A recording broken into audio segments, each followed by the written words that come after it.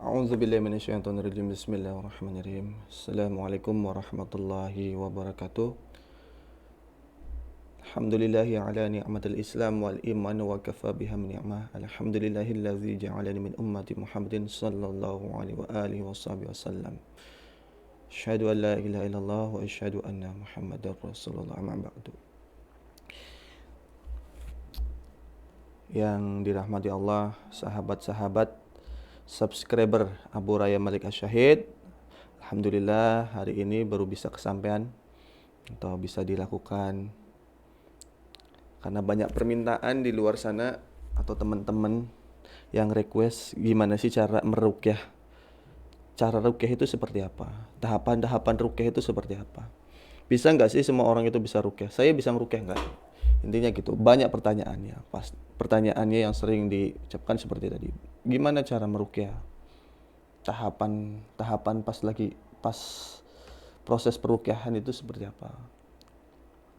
Tahapan setelah meruqyah itu seperti apa? Apa yang harus dilakukan setelah ruqyah oleh pasien dan oleh si Roki ini? Langsung aja kita langsung bahas ke pembahasan tentang buku yang saya tulis, atau intinya buku ini saya tulis atau saya rangkum berdasarkan pengalaman dan niatan saya agar para peruqyah itu tidak membuang-buang waktu dalam artian supaya lebih enak dijelaskan ke pasiennya, karena beberapa pasien itu masih awam dengan ruqyah dan kebanyakan dari pasien itu atau umat muslim, saudara-saudara kita di luar sana itu menganggap ruqyah itu sesuatu yang negatif, karena kalau orang diruqyah pasti kesurupan, dan rata-rata orang yang nggak mau diruqyah itu takut kesurupan. Maka yang paling penting adalah dalam ruqyah itu adalah edukasinya. Perkara itu ruqyah sembuh nggak sembuhnya itu adalah urusan Allah. Perkara sembuh itu urusan Allah, dan tugas kami sebagai peruqyah, tugas kita sebagai peruqyah, wahai sahabatku atau teman-temanku yang ada di channel ini yang nonton, tugas kita adalah mengedukasi supaya saudara-saudara kita yang ada gangguan atau sedang sakit itu kembali kepada Al-Quran, kembali mengemani Al-Quran, dan kembali kepada Allah. Jadi yang harus kita lakukan adalah memupuk iman dan takwa. Nah, kalau untuk ruqyahnya entah itu nanti reaksi atau enggak reaksi itu urusan Allah. Karena apa? Kalau kita mengacu pada ruqyah harus reaksi, maka nanti saat kita melakukan ruqyah ternyata tidak reaksi, maka kita akan timbul perasaan, bener nggak sih Al-Quran itu sakti nggak sih? Nah, akhirnya apa? Si rokinya ini atau si peruqyahnya ini yang harus diruqyah karena udah mulai nggak yakin. Makanya tujuan saya membuat video ini adalah meyakinkan teman-teman dan umat muslim yang nonton video ini bahwa semua orang itu bisa ruqyah, semua orang itu bisa mengobati dirinya sendiri. Mana sih yang lebih utama antara meminta bantuan peruqyah dan ruqyah mandiri atau ruqyah diri sendiri atau melakukan ruqyah sendiri gitu ya? Kalau menurut pemahaman saya pribadi itu lebih aman saat kita bisa meruqyah sendiri, dalam artian takutnya gini, kita sebagai seorang peruqyah, saya sering sampaikan kepada pasien-pasien atau marki yang kami tanganin bahwa lebih baik itu ibu atau bapak ini belajar ruqyah sendiri daripada bapak atau ibu itu mendatangkan kami. Karena apa? Jika kita sering didatangkan di rumah pasien atau rumah si marki, kalau pasien sakit kita datang terus alhamdulillah dengan izin Allah, Allah sembuhkan. Terus lagi kedua kali lagi setelah dia sakit kita panggil lagi, alhamdulillah sembuh. Terus sampai terus. Akhirnya apa yang kita takutkan, apa yang ditakutkan, bahwa si marki ini menuhankan kita, dalam artian kalau nggak sama si fulan ini nggak sembuh. Nah, akhirnya apa? Meninggalkan Allah, menghilangkan Allah, campur tangan Allah. Ini yang kita jaga. Maka lebih utama bagi seorang peruqyah itu mengedukasi ke markinya atau ke pasiennya agar belajar ruqyah. Bisa nanti belajar di keluarga besar Ruqyah Aswaja atau Jamiah Ruqyah Aswaja atau ruqyah yang lain. Tapi saya sarankan ya di Aswaja karena saya adalah orang Aswaja. Nah, untuk itu saya membuat buku dasar-dasar ruqyah bagi orang awam menjadi dokter ala Nabi Muhammad ini semata-mata karena ingin mengedukasi, karena beberapa kali kami melakukan terapi ruqyah banyak pasien atau marki yang kurang paham. Untuk itu kami memberikan edukasi lewat coret-coretan dari rangkuman dari pengalaman kami selama kami meruqyah. Adapun buku ini masih standar. Jadi ini bisa dibekalkan atau dikasihkan ke si marki. Untuk itu kita bahas satu persatu ya, teman-teman. Nah, cara praktis belajar ruqyah dengan gambaran-gambaran metode pengobatan Islami yang asik dan mudah untuk dipraktikkan semua kalangan. Jadi setelah kita belajar ruqyah di buku ini, sebenarnya ruqyah itu simpel. Ruqyah itu gampang, nggak ada yang susah. Semua orang bisa meruqyah. Dan metodenya juga gampang. Nanti saya jelaskan kunci dari ruqyah insyaallah dan kunci dari metode ruqyahnya. Mudah insyaallah. Dan saya mulai buku ini dengan bismillahirrahmanirrahim, dengan basmalah dan bertawasul dengan berkahnya basmalah, dengan kemuliaan Nabi Muhammad sallallahu alaihi wasallam dan seluruh orang yang berjuang karena Allah, dan dengan berkahnya Ahlul Badar. Semoga Allah menurunkan keberkahan ke dalam buku ini dan kemanfaatan untuk umat. Amin ya rabbal alamin. Adapun dari daftar isinya dari buku ini, maka Bapak atau Ibu bisa melihat di layar bahwa yang pertama yang perlu kita ketahui itu sebenarnya apa sih itu ruqyah. Entah itu marki, entah itu roki, itu harus paham dulu. Apalagi kalau orang mau belajar ruqyah, harus paham tuh yang namanya apa sih ruqyah. Yang kedua itu, adakah ruqyah di masa Nabi? Terus mengutamakan berobat dengan Al-Quran, menjadi dokter ala Nabi Muhammad SAW, menjadi dokter untuk diri sendiri. Tahapan menjadi dokter untuk orang lain, tahapan menjadi seorang peruqyah itu seperti apa sih? Yang pertama itu tahapan mengenali jenis-jenis gangguan non medis. Nah, ini ada 3 yang saya rangkum. Nah, makanya kalau buku ini mungkin terbatas, nah Bapak atau Ibu yang menonton video ini silakan mencari guru atau ikut ke dalam organisasi ruqyah yang sudah besar, biar nanti enak dibimbing. Ini hanya pengetahuan kecil mengantarkan ke tempat pelatihan ruqyah atau komunitas ruqyah yang sudah besar. Mudah-mudahan sedikit memberikan pemahaman. Tahapan mendiagnosa gangguan, tahapan penanganan gangguan, tahapan detoksifikasi, mengeluarkan gangguan itu seperti apa sih? Nah, ini ada gerakan sholat, memakai wewangian, metode makhrajul huruf, metode memandang wajah ulama, metode tawasul kepada kekasih Allah, metode mengkonsumsi herbal, metode gurah, metode sauna atau yang orang Kalimantan itu bilangnya betangas atau dikatakan betangas. Reaksi-reaksi saat ruqyah dan pasca ruqyah, pembersihan hati, terus yang terakhir itu Ratibul Haddad. Nah, itu amalan bagi peruqyah dan orang setelah ruqyah, amalan dari Aswaja. Nah, kita bahas yang pertama. Bismillahirrahmanirrahim. Apa sih itu ruqyah? Ruqyah itu apa sih? Kalau dilihat dari kata ruqyah, secara bahasa tidak lepas dari beberapa makna dari berbagai ahli bahasa Arab. Menurut Al-Jauhari rahimahullah dalam kitab Mukhtar Al-Sihah halaman 107, kata ruqyah adalah kata tunggal atau mufrad yang berarti perlindungan. Jadi ruqyah itu sendiri berarti perlindungan.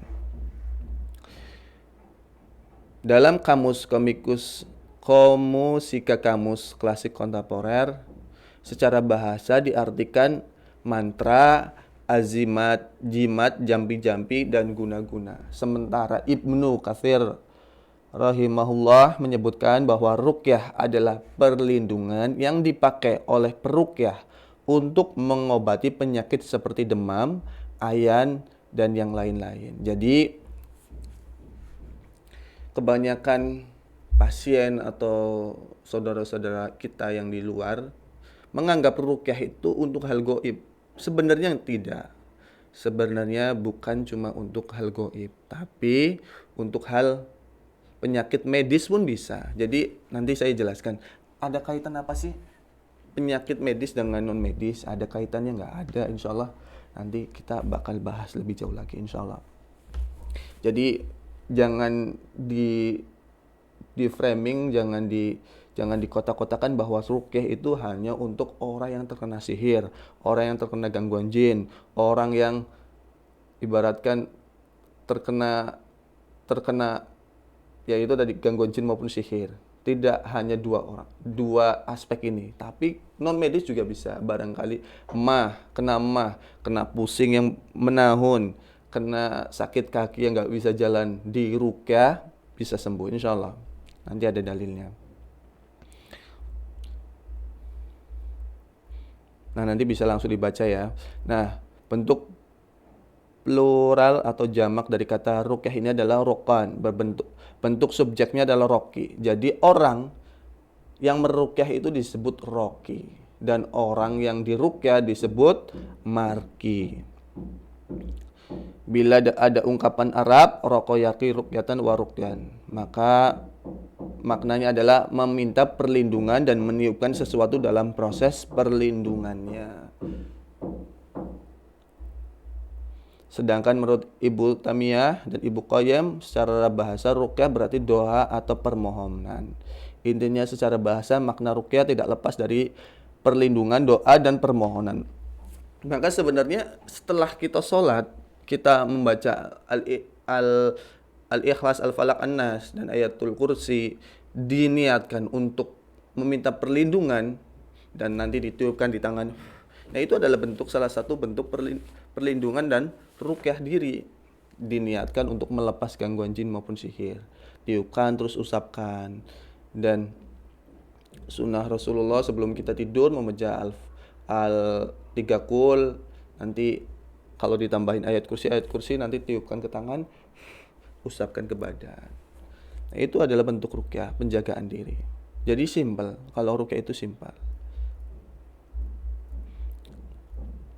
Nah, ini langsung dibaca aja karena ini waktunya langsung singkat. Nanti karena pembahasan yang lebih dalam itu bagian tekniknya. Insya Allah kalau secara definisinya udah lengkap di buku ini. Adakah ruqyah di masa Nabi Muhammad SAW? Nah, itu ruqyah merupakan salah satu metode pengobatan yang cukup tua di muka bumi ini. Ruqyah telah ada di masa jahiliyah sebelum datangnya Islam. Bagaimana keadaan dan bentuknya? Dan bagaimana pula setelah datangnya Islam? Pengobatan ruqyah telah dikenal secara luas di tengah masyarakat jahiliyah. Ruqyah adalah salah satu cara pengobatan yang mereka yakini dapat menyembuhkan penyakit dan menjaga kesehatan. Kala itu ruqyah digunakan untuk mengobati berbagai penyakit seperti tersengat binatang berbisa, terkena sihir, kekuatan ain atau mata yang jahat, dan lain-lain. Namun disayangkan, ruqyah pada masa jahiliyah itu mengandung kesyirikan sehingga dilarang oleh Rasulullah. Sebelum diizinkan atau dilegalkan, atau bahasanya itu dilegalkan ya, sebelum dibolehkan sama Rasulullah. Nah, ini ada hadis-hadisnya, langsung dibaca. Ini saya langsung singkat-singkat aja ya. Nah, kenapa sih? Nah, terus yang ketiga, mengutamakan berobat dengan Al-Quran. Kenapa harus berobat dengan Al-Quran? Yang pertama, sembuh nggak sembuh, jika kita meruqyah diri dengan Al-Quran, walaupun nggak sembuh kita dapat pahala bacaan Al-Quran. bacaannya. Yang kedua, sembuh nggak sembuh kita dapat pahala sunnah. Jadi tetap dapat pahala.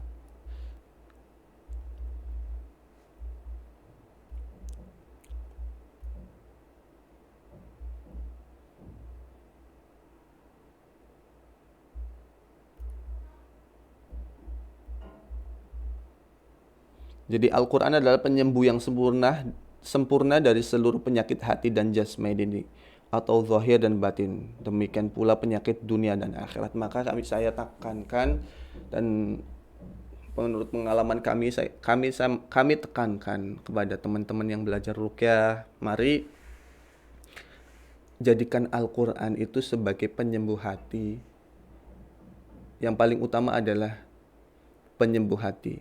Karena kebanyakan orang atau pasien kita, rata-rata atau marki, rata-rata itu mereka mengeluhkan sakit kalau sudah badannya sakit. Dalam artian kalau jasadnya udah terasa sakit, barangkali ada jantungnya, aduh sakit, sering kayak ditusuk-tusuk di area jantung, sering punya penyakit mah, sering pusing. Nah itu baru manusia atau teman-teman kita yang di luar sana itu atau saudara kita baru bilang atau mengatakan bahwa saya sedang sakit, tapi nggak pernah dipikir ke depannya atau di dalamnya bahwa dia meninggalkan sholat, masih banyak bermaksiat, masih suudzon, penyakit hati masih banyak, tapi nggak pernah dipikir bahwa itu adalah penyakit.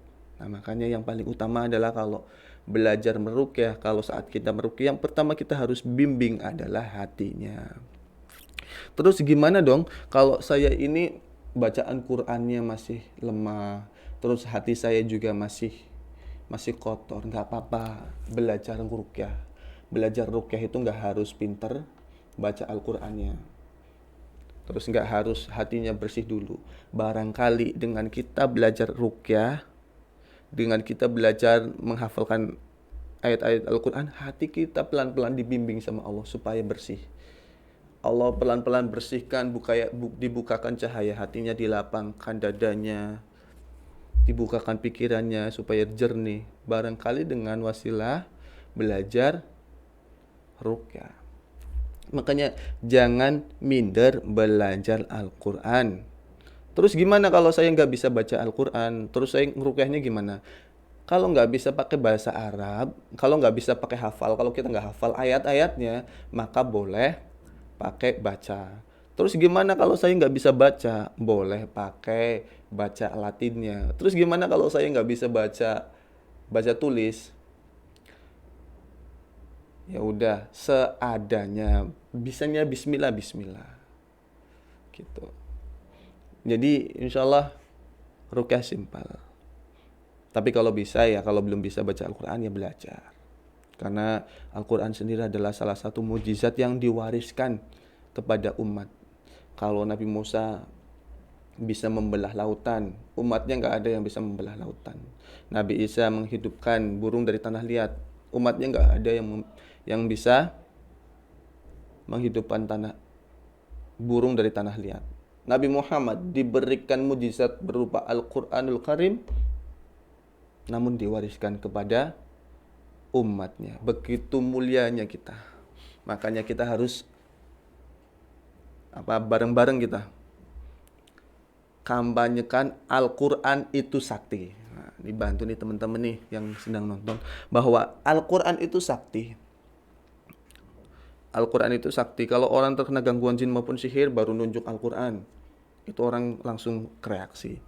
Ada beberapa video yang nanti Bapak Ibu tonton di channel saya di Abu Raya Malik Asyahid, di Abu Raya Malik, di bawah itu ada cara mendiagnosa barokah tawasul, barokah menyentuh Al-Quran, barokah memandang wajah ulama, itu ada semua di situ.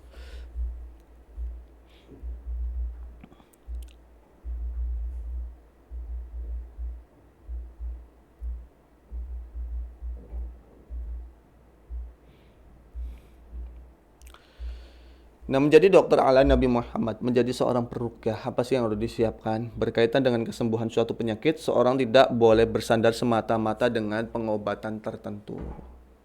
Jadi ada ikhtiar. Nggak hanya berobat di Misalkan ruqyah aja, ya harus dibarengin dengan medis, cek ke dokter. Dan tidak boleh meyakini bahwa obatlah yang menyembuhkan sakitnya. Jadi sama aja nih logikanya, kita harus jaga bahwa yang menyembuhkan, hakikatnya yang menyembuhkan itu Allah Subhanahu wa taala. Peruqyah atau roki ini hanya perantara. Begitu juga teknik-teknik itu hanyalah metode aja. Yang menyembuhkan hakikatnya Allah.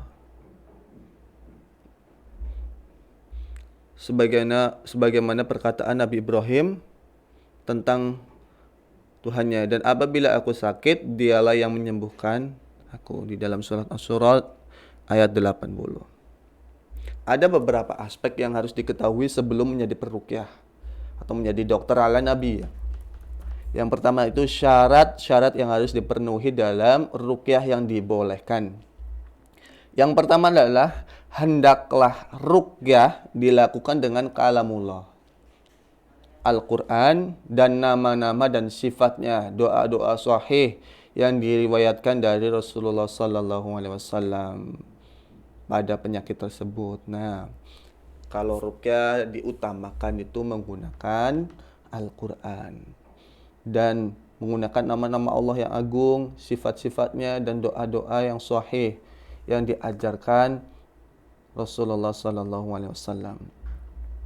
Lebih utama dilakukan dengan bahasa Arab atau bahasa yang bisa dipahami dengan makna yang jelas. Jadi kalau berdoa ada orang peruqyah terus berdoa dengan bahasa yang tidak mudah dipahamin, nah ini juga harus dipertanyakan. Apalagi dengan bahasa misalkan seperti kejawen, nah itu harus dipertanyakan bahasanya itu artinya apa.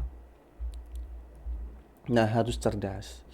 Nah, yang poin nomor 2 ya. Nomor 3, tidak boleh ada sesuatu yang haram dalam kandungan ruqyah. Misalnya memohon pertolongan kepada selain Allah, berdoa kepada selain Allah menggunakan nama jin, raja jin atau semacamnya. Itu nggak boleh. Misalkan, wahai jin, nama jin ini nama raja jin Zulkarnain misalkan. Saya meminta bantuan untuk mengusir jin ini. Itu nggak boleh. Intinya meminta sama Allah. Gimana kalau tawasul boleh insyaallah. Tidak bergantung kepada ruqyah dan tidak menganggapnya sebagai penyembuh. Jadi kalau saat ruqyah jangan bergantung kepada si peruqyah, tapi bergantung kepada Allah. Dan yang hakikatnya yang menyembuhkan itu adalah Allah. Kita harus yakin bahwa ruqyah tidak berpengaruh dengan kekuatan sendiri, tetapi hanya dengan izin Allah Subhanahu wa taala. Jadi sebagai orang peruqyah, terkadang peruqyah ini juga perlu diruqyah seperti saya. Terkadang kalau kita udah ruqyah, ada timbul perasaan, wih saya hebat, bisa berkomunikasi dengan jin, bisa mengalahkan jin saat jin itu frontal. Dengan doa ini jin langsung meminta ampun. Seakan-akan adalah doa kita yang ampuh, padahal Allah yang memberikan keampuhan. Bukan karena doa kita, karena memang Allah yang sedang mengizinkan kita, Allah yang sedang melindungi diri kita atau memberi kekuatan. Jadi hal-hal yang kayak gitu memang yang harus dijaga pelan-pelan. Dan itu harus dilatih. Semakin kita belajar, semakin kita banyak meruqyah, maka semakin hati kita itu nanti lama-lama ditata. Lama-lama nanti diarahkan sama Allah. Oh ya ternyata kayak gini salah. Ternyata masih ujub ini, nanti kalau ruqyah dikurangi lagi. Karena apa? Biasanya kalau masih ada penyakit hati saat kita ngeruqyah, itu ngaruh juga. Tapi kalau udah ikhlas, insyaallah ikhlas, kita nolong ikhlas, doa juga ikhlas karena Allah lillahi ta'ala, maka udah dari langit dan dari bumi, timur hingga ke barat, insyaallah Allah amankan diri kita dan Allah tolong diri kita. Beberapa aspek standar yang menjadi syarat utama seorang peruqyah. Yang pertama adalah aspek ruhiyah atau kepribadian. Nah, jadi memang sebagai peruqyah itu memang harus memiliki kepribadian yang baik. Akidahnya yang lurus, yang benar, yang bersih. Akidah Islam berdasarkan pemahaman salafus saleh, berdasarkan pemahaman Ahlus Sunnah wal Jamaah. Nah, itu harus lurus. Memiliki keimanan dan ketakwaan yang kuat serta mengamalkan tauhid yang murni, yaitu dengan melaksanakan berbagai ketaatan. dan menjauhi segala kemaksiatan. Nah, jadi maksiat harus dijauhi, sunnah-sunnahnya harus dilakukan.